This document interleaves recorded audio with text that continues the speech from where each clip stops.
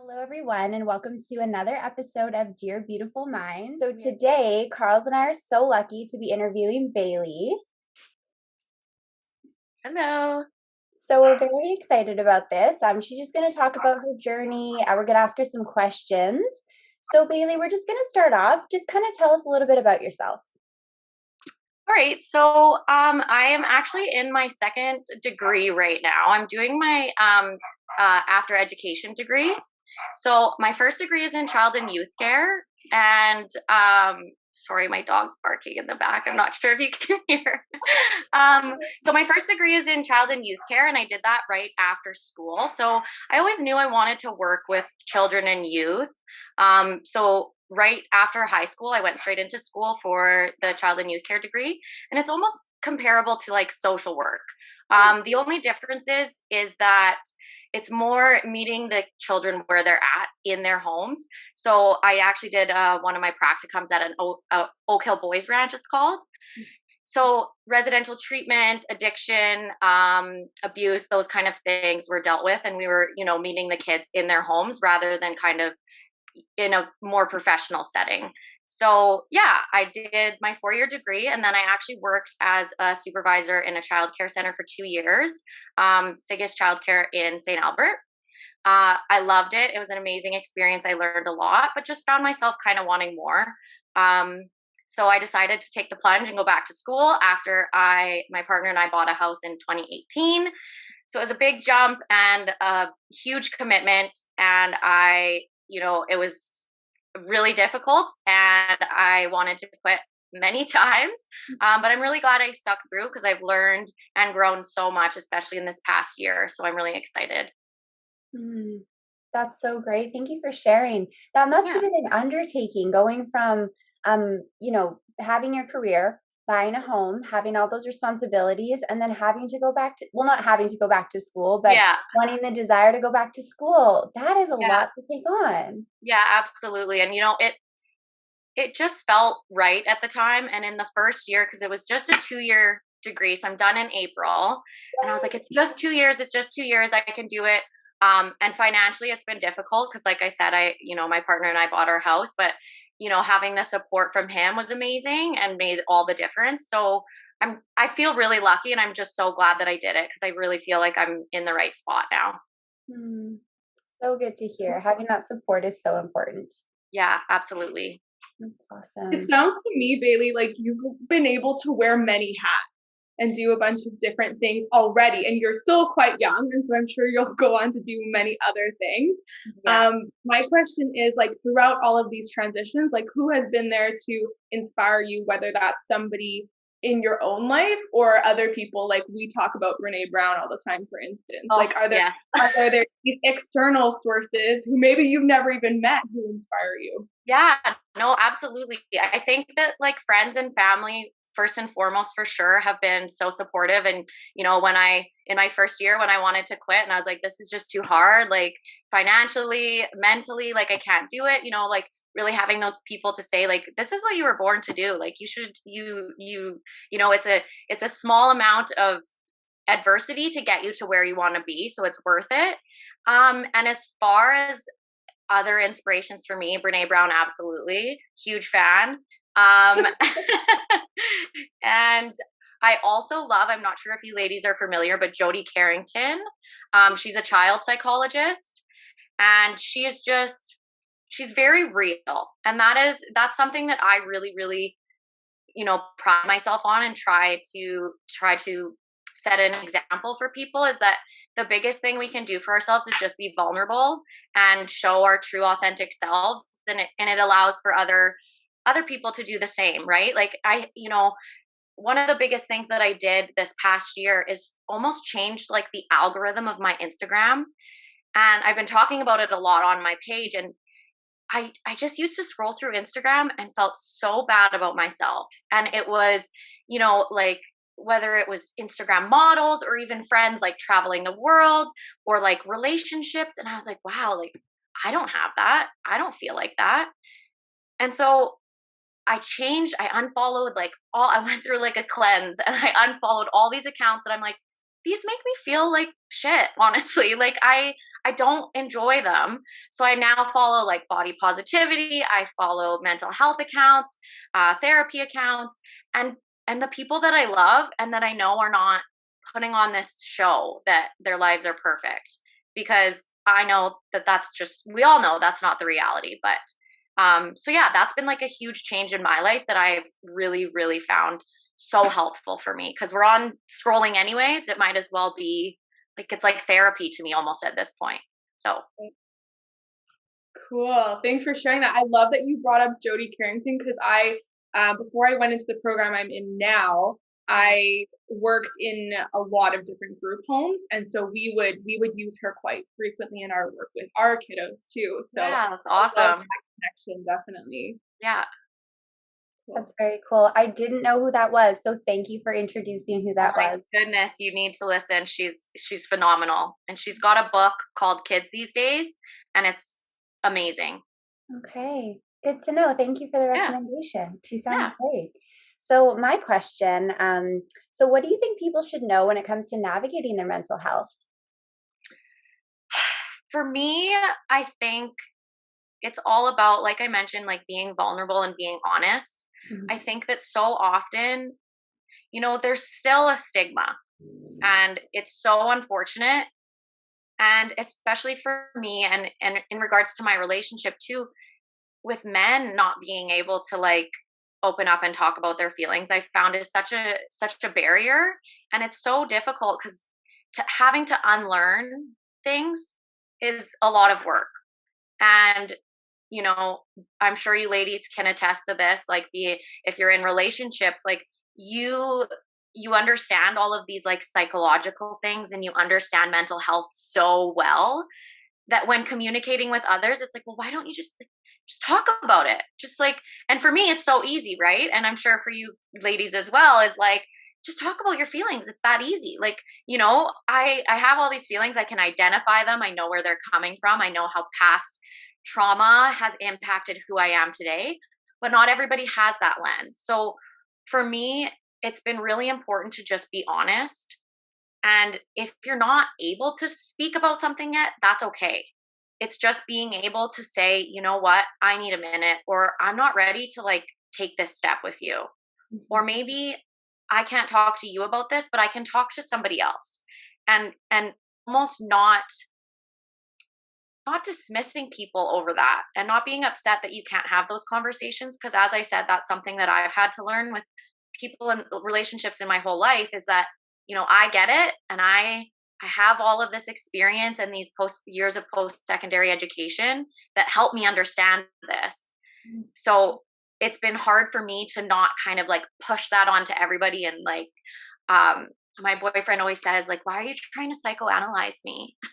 And like, why are you, or he like calls me Freud all the time. And I'm like, it's just ridiculous. But I'm like, coming from his perspective, it totally makes sense. Like, as soon as I start talking, he's like, oh, here we go. Right. Like, so I'm sure you guys can relate to that as well. But I think, yeah, just mainly being vulnerable and being authentic is just huge for me.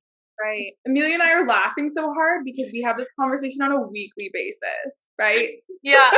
Oh, I can relate, guys. I really can. Yeah, beautiful. Yeah. A lot of it, what I'm hearing is just meeting people where they're at is a huge principle that you've implemented in your life. Yeah, absolutely. That's so great. I was laughing so hard because when you said your boyfriend says don't psychoanalyze me too. My boyfriend said, I don't like when you therapize me. I'm like, I'm so sorry. It was so funny because I was like, can I do like a little mock session like to prepare me for my internship? Yeah. He's like, yeah, sure. And he's great and he's open. Yeah. It was so funny because he at the end of it, he's like, I don't feel like when you do that. I don't think I like when you therapize me. I'm like, you know what? Yes, that is all good. So when you were saying that, I'm like, me too. And this is why vulnerability is so good, because you can say like, hey, like me too. I've been there. There's a lot of, there's this perception of people that they're living these perfect existences, and it is so tiring to try to keep up with that. So we're all about the vulnerability. Yeah, I agree. And I think that too, like with saying that, it's so important that, you know, it's okay to want to like look a certain way, and like I'm all about that. And like this shaming of like, oh well, she wears too much makeup or she does this. And for me, even that is like, well, who cares? Like if that's what someone needs to do or wants to do to feel themselves and to feel good about themselves, like who are we to say that that's not authentic? Mm-hmm. And that's something that I've also had to really, step back and look at from a different lens, is that like, why does it matter? We Yeah. spend so much time worrying about it, and it's not what it's about. Yeah. Beautiful. I love how you brought that other side of things too, because it's one thing to embrace and love people who are maybe like natural and they're talking about their flaws all the time or whatever it is. But if somebody is showing up in their authentic self, and that authentic self happens to look like perfection, in a way, if their authentic self is wearing a lot of makeup, or that's their passion, maybe they love to do makeup, or maybe they love fashion and they want to be a beauty blogger, like nothing wrong with that. So I love that. Absolutely, I I agree. love that. Bailey, I feel like you have a lot of skills and there's a lot of juicy stuff going on up here. So what are some like techniques and tools that you use when you're navigating a healthy mindset? My biggest one lately, I have affirmations that I'll use if I find myself kind of like spiraling or like getting into that like depressive state. I do struggle with depression and anxiety, and I take medication for it, which again, I love to normalize that and think it's great. It works for me. It doesn't work for everybody. And I think the affirmation that I use a lot for myself, and again, this everybody's different. I repeat to myself that I'm safe a lot of the time. So if I'm like really on edge, or like I start, my heart starts going and I'm feeling really anxious, I'll repeat to myself, like either out loud or in my head, like I am safe. I am safe, because that to me is like my number one thing, that okay, if I'm about to panic, at least I know I'm safe. Like I'm not going to die. It's going to be okay. And those intrusive thoughts, that I struggle with catastrophic thinking a lot. And for me, what helps me out of those moments is almost taking a like objective perspective look at it, and like stepping outside of myself and saying, these feelings are temporary. Mhm. Like it is okay that you're feeling like so irrationally like upset right now about whatever it is, and it could be anything. Like it really doesn't need to be a huge thing. And for me, it's like taking that one extra moment to be like, okay, I know that things have been really, really bad before and I've been okay. I know that things have been really, really good before and they don't always last. And knowing that like everything is temporary really helps me get through those like darker moments. So I actually started an Instagram page like separate from my personal one recently. And again, for me, it was just for so long, I'm like, I can't make an Instagram page. Like, who do I think I am? I'm not an influencer. But finally, I was like, you know what? Like, for me, this is huge. So I just go on there and I post like body positivity, like mental health, self love, education about like Black Lives Matter, and all of those kind of things.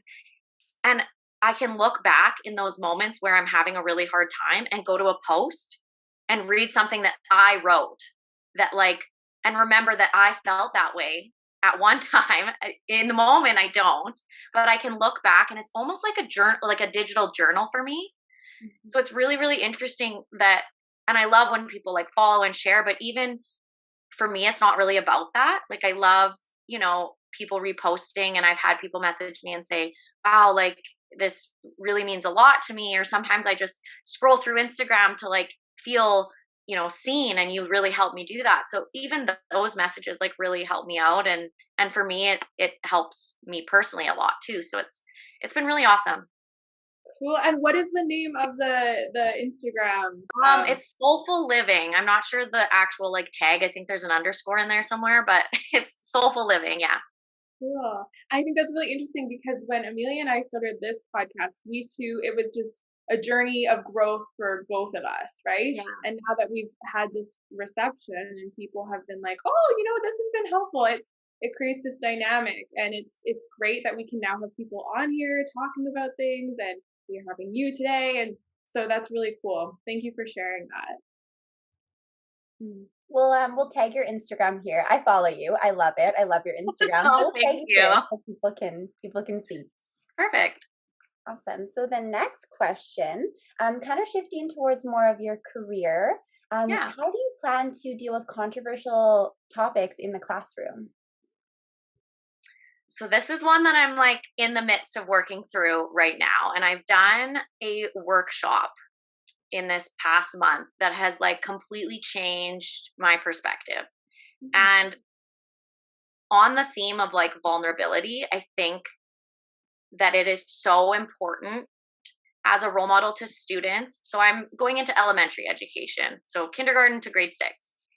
And there's a lot of talk around, well, kids that age are too young to like understand racism, and you know, you got to be careful. And to me, it's as soon as they know the difference in skin color, they know about racism.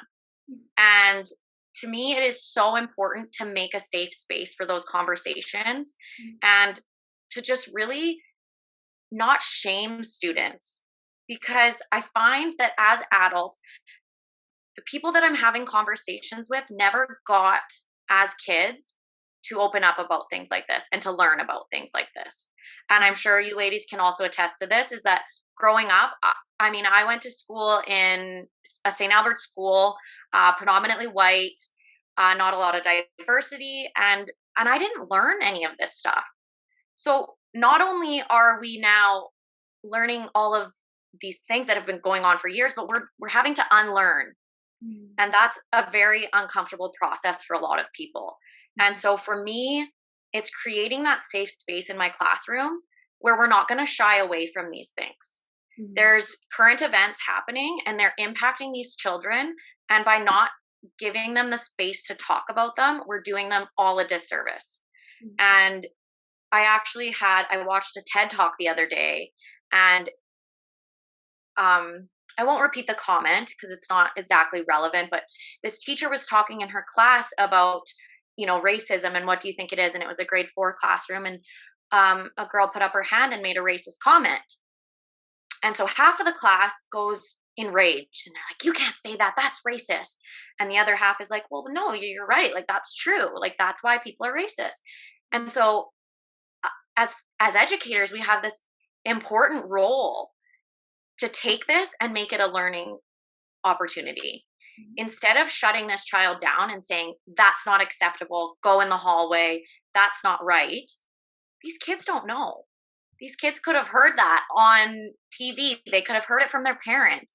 And so in that moment, the teacher talks about, you know, I could have shamed this child and told them that it was unacceptable what they said, but I didn't, because that may have been the first time that they were comfortable saying anything about racism. And what will happen is they'll associate shame with that moment. And so when I heard that, I was like, that is so, because in the moment we get uncomfortable and it's like, oh, no, we need to shut this down. Like, kids can't be, like, we can't be talking about this. Like, it's not acceptable. Get in the hallway, moving on. But for me, I plan to take those opportunities and really learn from them and say, okay, like, let's talk about that. Let's talk about what you said. And you're not a bad person for saying these things. You're a child and you're learning, and that's okay. And just giving them the opportunity to have a safe place to talk about it, because they might not get that at home. So I think I'm not sure if that answers the question well.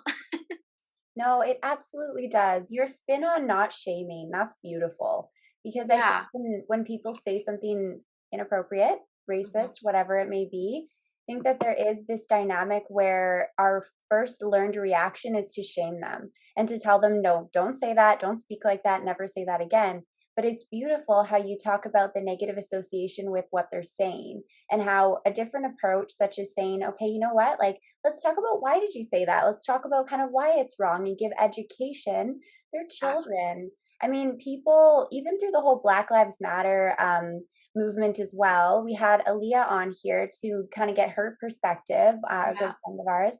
And we talked about kind of what we can do to support and how we can navigate racism and how we can kind of help out in any way that we can. And just the education that we got too. Like there's certain things that we don't always understand. And like you said too, were our learned response and our learned behavior, we have to unlearn those things too. So to be met with shame is Exactly. not going to create a better conversation. It's going to just make us feel worse about what we say. So I love that spin. That absolutely answers my question. And I love that. Thank you. Oh, I'm glad. As a teacher, Bailey, you're put in this unique environment, in this unique situation where you can have those conversations and intercept that, right? Yeah. So I think that's brilliant, and I commend you on that response and how you want to move forward in having those really vulnerable conversations. I think that's brilliant. I can tell you're a huge advocate for self-love and body positivity and feeling your best, most beautiful, confident self. So are there plans to foster that in a classroom environment, do you think? Absolutely. I'm so excited to have that. I guess you could call it like a platform for kids, because a lot of the time for my own like self-love journey, it's the same kind of thing as those intrusive and mental health thoughts and those depression days, is like when I wake up in the morning and I'm like maybe not like feeling myself, or like I look in the mirror and I'm like, oh, like I'm not really loving this today. I again can look outside and have that perspective of like, well, the other day, like I put on like this dress and I felt like amazing. So I can shift my perspective. And another big thing for me in regards to body positivity and self-love is that I've got a lot of littles in my life already. I have 5 nieces and nephews who I absolutely adore. Being an auntie is like my favorite thing in the world. And I think of, I've got this niece, she's in grade 2, she's 7 years old. And I think to myself, like, would I say these things to myself in front of her? Like, would I ever have her standing next to me and look in the mirror and be like, oh, like I really like don't like this, or I look fat in this, or like I would never ever give her that vocabulary or want her to see herself like that. And she is the most like confident, like I learned so much from her. She is like unapologetically herself. She is just like ridiculous, hilarious, and just like loves herself so fiercely. And it's beautiful to me to see. And I learned so much. And, another role model that I have in my life is both my sisters. I have 2 sisters who are, sister-in-law and another sister, and both of them have little girls. And to see the way that they talk about themselves in front of them, to me, is so inspiring. My one sister-in-law, has stretch marks from giving birth to her 2 children. And, when they were littler, the kids would, they have a hot tub and they'd go in and he'd be like, Mommy, like, what are these? And she's like, oh, like, these are my beautiful scars that like I got from giving me you. Like, this is like my proof that like you are mine.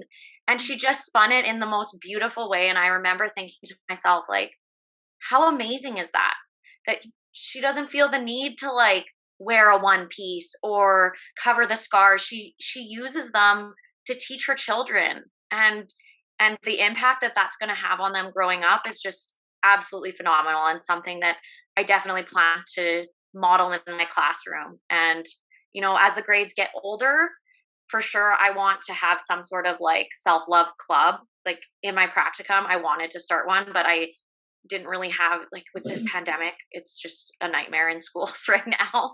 But yeah, I want to have some sort of, and not just for girls, like anybody, like the boys too, because they need to learn that like it's the same thing.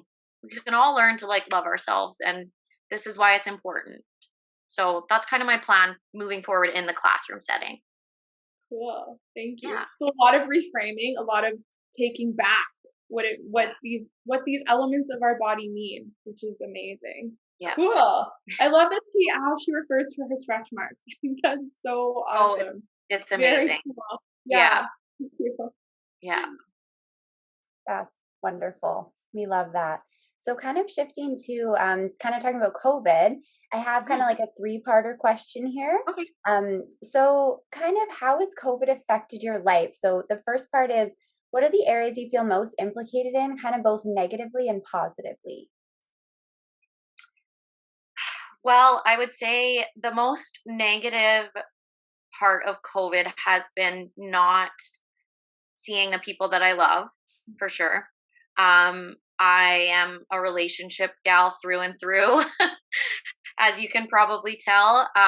So getting that support was more difficult because I couldn't just drive over to my mom's. I couldn't, and my sister-in-law that I'm really close with lives down the street. And she's a huge support for me, and my nieces and nephews. That part is really difficult. And we've had, our Zoom calls, and we've hung out over chat and videos and all that kind of thing. But to me, there's nothing that can replace the face-to-face connection, and I've always been that way. So I'd say that that's the most difficult. Uh, what I've learned this past year is I don't even know how to put it into words. I feel like I have truly become this whole new person, and I've always made myself look like I feel a certain way, and like truly, like I've always promoted like body love and like mental health and all of those things, but like I feel like in this past year I've really started to like believe it myself, and turn it into me, because I love to like give to others, and I love to, I could always say, like, if my friend was feeling down, like I would always be the one to say like, well, this and this, and kind of give that advice. And I, in this past year, almost started to like turn it to myself, which has been so beautiful and so amazing.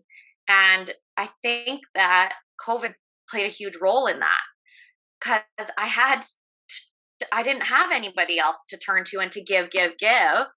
I had to almost shift my thinking and be like, okay, well, what about you? And like, maybe it's not, I always had this idea that it's selfish, and that if I've started making little changes, like turning off notifications for group chats. And for me, a few months ago, I wouldn't have been able to do that. I would have thought, well, you're kind of a bad friend. Like, if they need you, you're just like ignoring them, and like, it's not cool. Like, you're not, and I would have those thoughts. But at the same time, I'd get off work and have like millions of like notifications, because I do have a lot of friends in different groups, and I love to stay connected. That's how I, feel put together and fueled, is by relationships. But at the same time, I found myself getting very, very overwhelmed. And, putting in boundaries has been a huge theme for me this year. Actually, in the new year, I have never done this, but I chose like a word for myself instead of like what are those called? Like a resolution. Yeah, instead of a resolution. Thank you. So I was like, I'm going to have a word of the year, and I'm going to like remind myself consistently.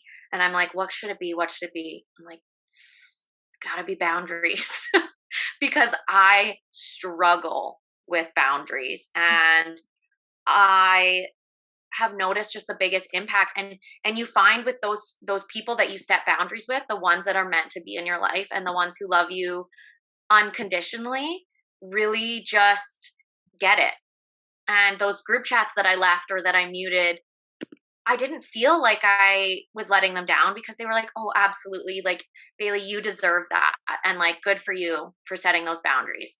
And the ones that, get angry are the ones that maybe I shouldn't really have in my life anyways. So I would say that boundaries have definitely been something that COVID has helped me learn. And I think as fellow empaths, we completely understand that. Yes. Yeah, it feels good to talk to fellow empaths, because it's just, when I read things online and I feel like heard, I'm like, oh my gosh, I'm not like actually crazy and like losing my mind every day. Like, there's people that like feel this way as well. So it's really nice to chat with you girls. We feel the same way. Thank you. I just have a couple more questions.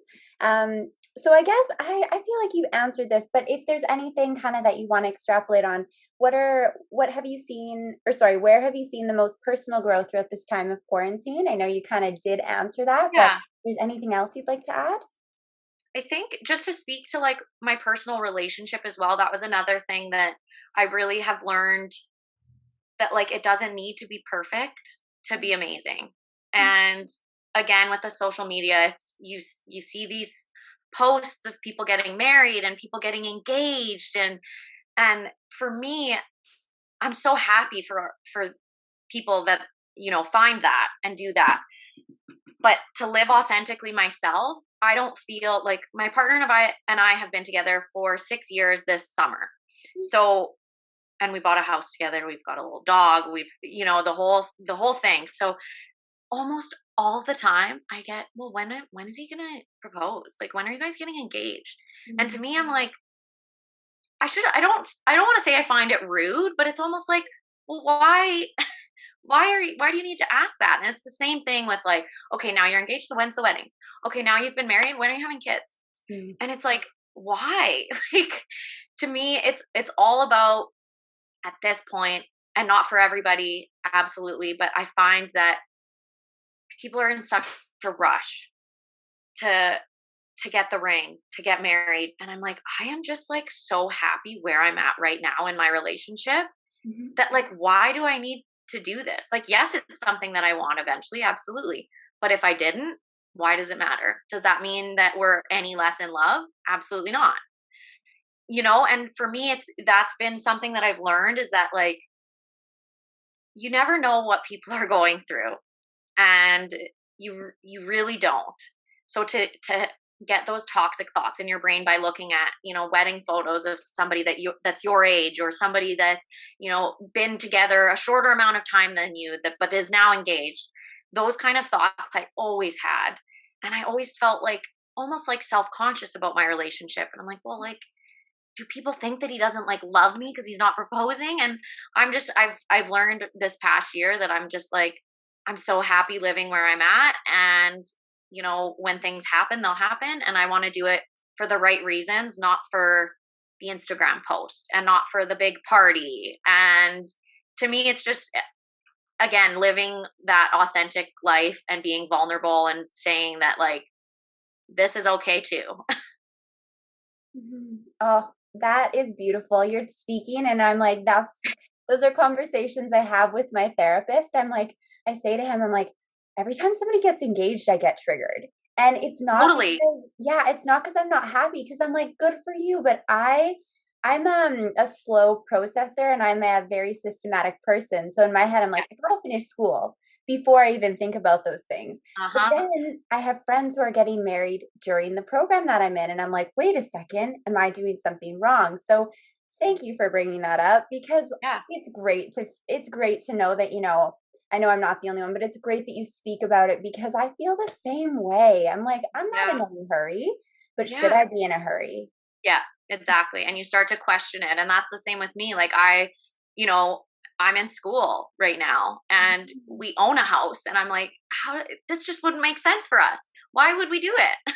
And I don't think he loves me any less, and I don't love him any less. It's just kind of like, it'll happen when it happens. So people consistently asking, and like you said, when, you know, scroll through and, oh, they got engaged, oh, this couple got engaged, and it's like, am I doing something wrong? But I think, you know, and not to speak to anyone who's getting engaged, or like, everybody's story is different, absolutely. But for me, I'm like, I need to make sure, and I'm not saying that I'm not sure, but I have seen relationships in the past fall apart. And I am going to make damn sure that when I say yes to a ring on my finger, that both of us are like 150% committed. And it's not about the size of the ring, the price of the ring. It's not about the wedding. It's about, okay, this is it. And like, it's huge.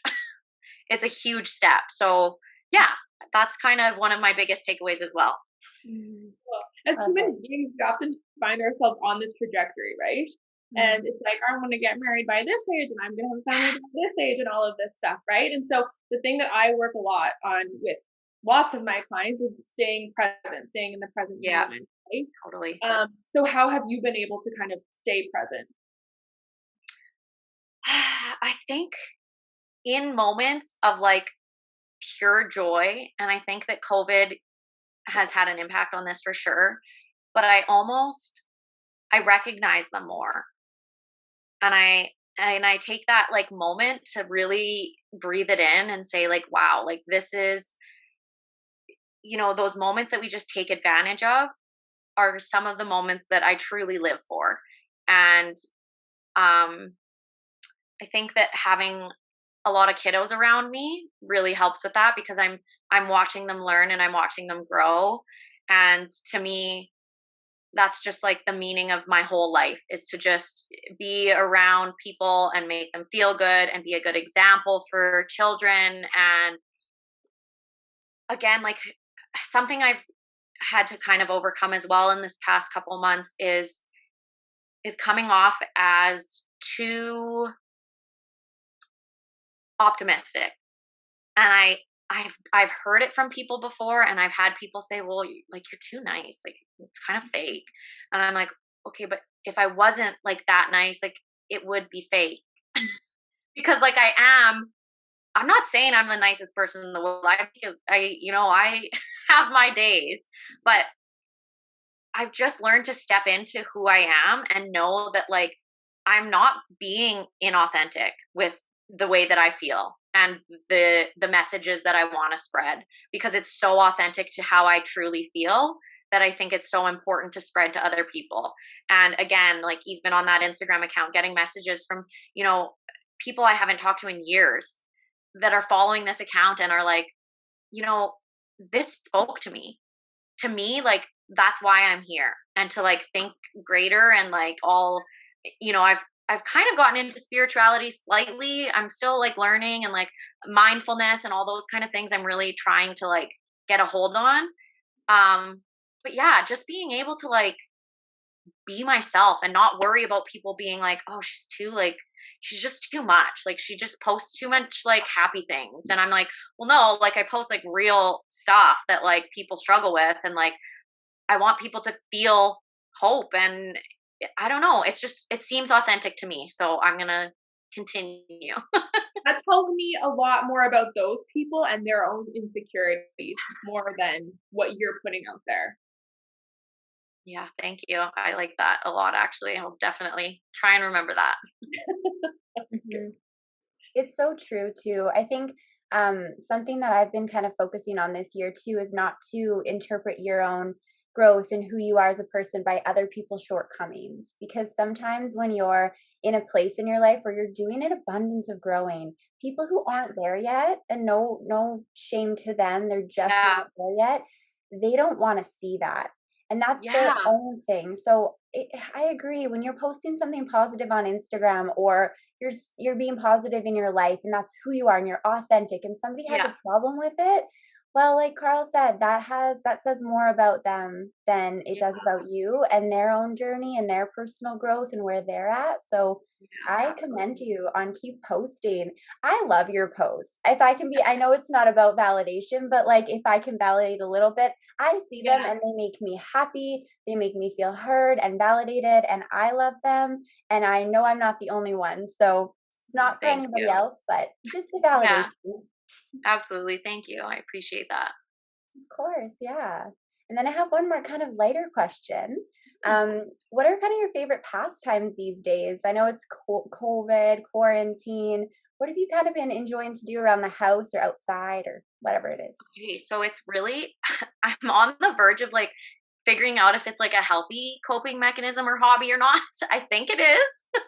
But I have been like organizing and cleaning my house like nobody's business. And it brings me so much joy.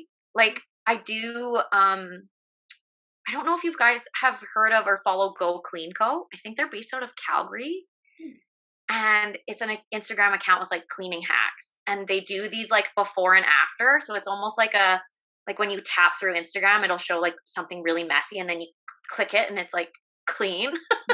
And it is so satisfying to me, and just like it's almost my sister actually sent me a little picture the other day that like summed it up perfectly. It was in Frozen, the movie, and Olaf said, "This is what we call controlling what we can when things are out of control."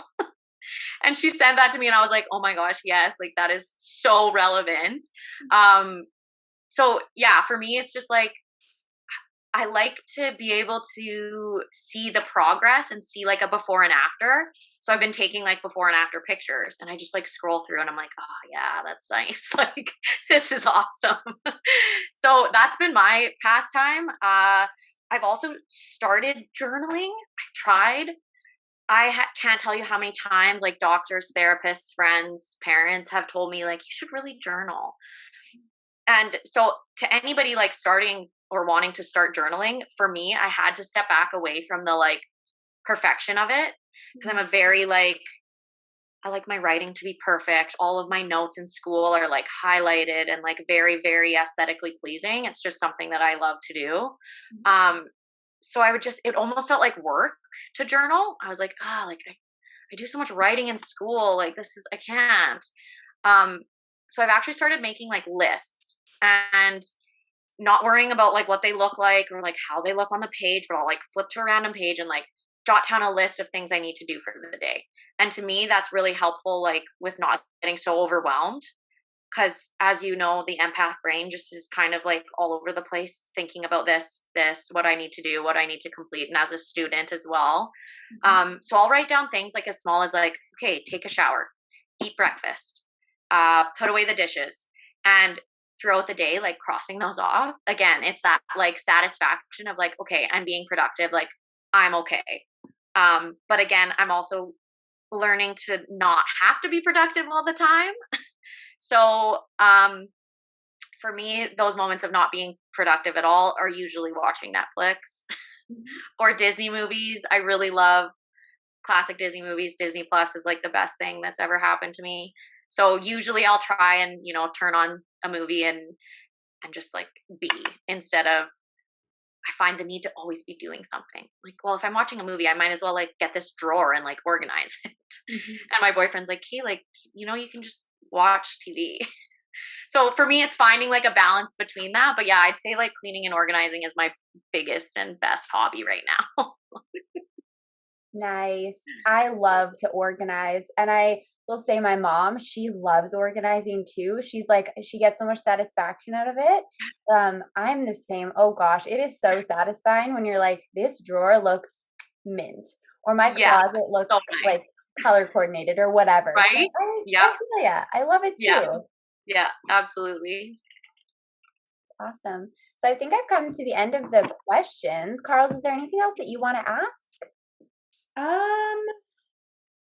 Yikes. I don't think so. No, I think I'm good. Okay. Trying to be more decisive. That's my thing. So no, that was brilliant. Thank you so much for being on this episode. It was lovely to meet you and to hear about your background and your story and what you're going to be doing with kids in the future. It's very inspiring, and I'm sure it will go on to inspire a lot of people who are also looking to do similar things. Thank you. Yeah, it's been an absolute pleasure, guys. I feel validated and heard and just really good, and feel like it's going to be a good day now. Good. It's a nice way to start the day for sure. I agree. Let's do this every day. Same right? Same time tomorrow. Amazing. Bailey, is there anything else that you want to add before we kind of wrap up here? We want to make sure that you kind of get everything that's on your heart out here. Yeah, I actually have a poem that I wrote for a project in school. And so to give a little bit of context, we just needed to talk about our growth, basically. So I was like, oh, nice. Like I can talk all day. And usually when it comes to talking about like personal topics, I do navigate to poetry. I don't find myself like a poet. Like I don't really like enjoy it, or I don't know. It just seems to me like the easiest way to be able to get out what I need to say in like the most powerful, impactful way. So I did this project and I took 2 photos of sunglasses, because a lot of the time I've heard you see the world through rose-colored sunglasses or rose-colored glasses or whatever the saying is. And often it's used as like a negative, like, well, you're too like fluffy and you don't see the world how it is. So I took a picture and it was in black and white, and it was a broken pair of sunglasses, and there's words all over them. Like let me bring it up here so I can really read you some of them. Apprehensive, uncertain, voiceless, dismissive, silent, cynical, pessimistic. So those are some of the things that I used to represent before I had this huge journey of growth. That's how I felt. Those are the lens that I was seeing through. And then I took another photo of actual like rose gold sunglasses and wrote things like resilient, courageous, patience, critical thinking, self-reflection, leadership, faith, perspective, growth. So those are the things that have kind of, I've put on these new rose-colored glasses and I'm looking at the world in this way. So that kind of sets the premise for the poem. And yeah, if you guys don't mind, I can read it out. It's not too long. So I'll pull it up here and read it.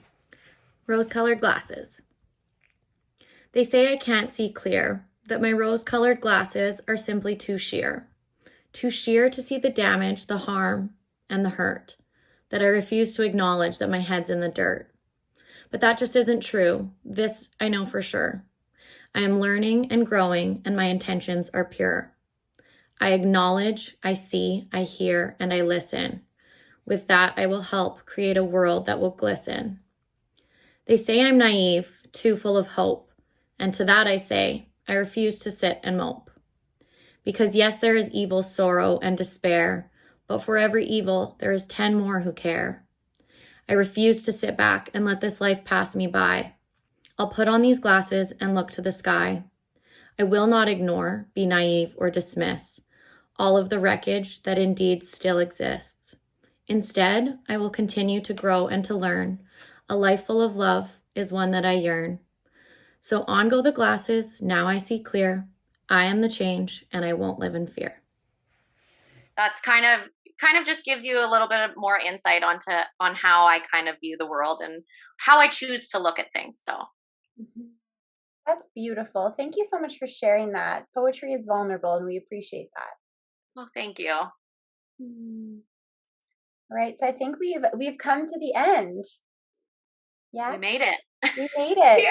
Thank you so much, Bailey, for coming on today. We love having guests, and we've really, really enjoyed having you today. I feel like I don't want to speak for Carls, but I assume we've both kind of resonated with what you've said. And I feel like, yeah, she's like, heck yeah. And I know that other people listening are going to resonate too. So we just appreciate you taking the time today to be vulnerable, to talk about your journey, your education, your career, just everything. So we really appreciate you. Thank you. Well, thank you for giving me the platform too. I really appreciate it. And I hope to share this with, people that I know. And if people watch it and don't know, like, give me a follow, talk to me. Like I'm open to have discussions and to learn and grow and share my growth with others as well. So thank you both for giving me this opportunity. Wonderful. All right. Well, everybody, thank you for tuning in to another episode of Dear Beautiful Mind featuring Bailey. We hope that you have enjoyed this episode, and we will see you next time.